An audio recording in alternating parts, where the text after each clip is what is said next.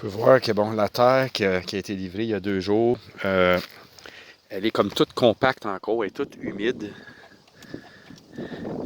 Puis quand on y touche, on le voit qu'il y a de l'eau dedans encore, puis il n'y a pas aucune aération. Si je creuse un peu plus creux, ça devient de la boîte, ça garde l'eau. C'est de l'argile, c'est une terre qui en fait complètement l'inverse de ce que j'ai besoin pour faire pousser de l'ail, parce que l'ail, ça l'aime pas. Une terre qui garde l'eau, ça pourrit avant même de pousser dans une terre comme ça. Puis une section d'avant, du voyage d'avant, d'il y a 2 ans, si je creuse n'importe où, on peut voir que c'est tout sec déjà. La terre, elle se draine. Puis je peux aller très creux. Puis l'eau a complètement passé. Puis c'est pour ça que j'ai du succès depuis 6 ans avec mon ail. C'est que c'est de la terre comme ça que j'ai eu depuis. Puis c'est ça. Donc c'est ça la différence entre la terre à jardin et la terre probablement à remblai ou à je sais pas quoi, là, mais on voit la roche sur le dessus.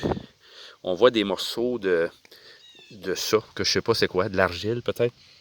Ça sent pas, ça sent rien. La terre sent rien en fait.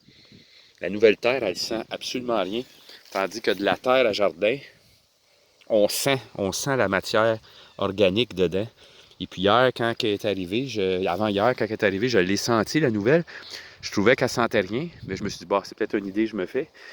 Puis je voyais pas les roches, puis je voyais pas les morceaux de glace et tout ça, parce que quand elle est en tas, ben, on le voit pas. Ça prend de l'eau qui lave le dessus. Ça, c'est un restant des tas là, qui est ici.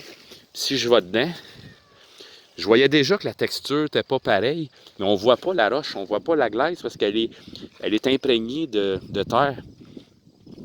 Puis, c'est ça. Donc, j'ai découvert ça là, ce matin en me levant, puis en voyant la garnotte sur le dessus. Déjà là, je voyais qu'il y avait quelque chose de pas normal.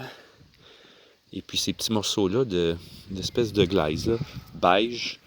Puis il y a de la garnotte aussi de différentes couleurs.